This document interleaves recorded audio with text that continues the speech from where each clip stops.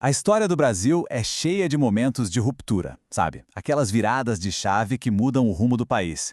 E hoje a gente vai mergulhar numa das mais radicais de todas, a transformação econômica do Estado Novo. Foi um período em que o Brasil, de forma autoritária, resolveu rasgar o manual e construir um novo futuro industrial, custasse o que custasse. Essa frase, que parece até um pouco complicada, na verdade vai direto ao ponto. Traduzindo, o Brasil vivia numa corda bamba. Imagina só construir uma casa inteira em cima de um único pilar. Era essa a nossa economia, toda dependente do café. Qualquer crise lá fora, qualquer mudança no preço, e tudo podia desmoronar. Era uma base muito, mas muito frágil para uma nação. E foi exatamente isso que aconteceu. Esse pilar único não aguentou o tranco.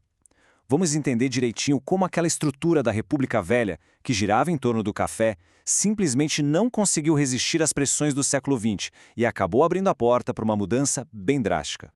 Olha só o contraste aqui, é brutal. De um lado, as potências mundiais investindo pesado na indústria, fortalecendo seus próprios mercados. Do outro, o Brasil, apostando quase todas as fichas no café. Aí veio a Grande Depressão, em 1929. O preço do café despencou e o castelo de cartas da economia brasileira veio abaixo junto. E no meio desse caos todo, com a economia em frangalhos, surge uma solução política. E uma figura central, Getúlio Vargas. A crise abriu caminho e ele apareceu prometendo ordem, progresso, só que o jeito de alcançar isso seria bem autoritário. Mas calma, não foi do dia para a noite. A chegada de Vargas ao poder absoluto foi um processo. Ele chega ao governo com a Revolução de 30, ok. Em 34 tem uma nova Constituição, mas a virada de mesa mesmo veio em novembro de 37, um alto golpe. Ele simplesmente cancelou as eleições, fechou o Congresso e instalou a ditadura do Estado Novo. E com isso, ele tinha a carta branca para redesenhar o país. E com todo esse poder nas mãos, Vargas e sua equipe não perderam tempo. Eles colocaram em prática um plano econômico que era impensável na República Antiga. Era o Estado entrando no jogo para valer, com uma intervenção nunca antes vista. A primeira jogada foi uma bomba no sistema financeiro mundial. O governo anunciou, olha, não vamos pagar a dívida externa por enquanto. Mas não era um simples calote por desespero, não. Foi uma decisão totalmente estratégica. A ideia era manter o dinheiro aqui dentro para investir no que eles consideravam prioridade nacional. Logo em seguida veio outra medida fortíssima, o monopólio do câmbio. O que isso significa? Que o governo passou a controlar cada dólar que entrava ou saía do Brasil. Era como ter a chave do cofre. Com ela, eles decidiam o que era importante importar. Máquinas para a indústria? Aprovado. Carro de luxo? Agora não. Era o controle total do fluxo de capital.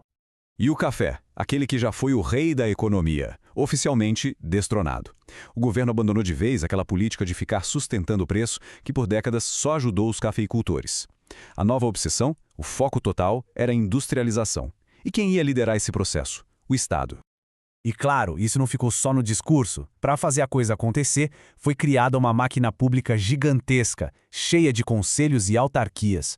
O Estado deixou de ser só o juiz do jogo, sabe? Ele vestiu a camisa, entrou em campo e virou jogador.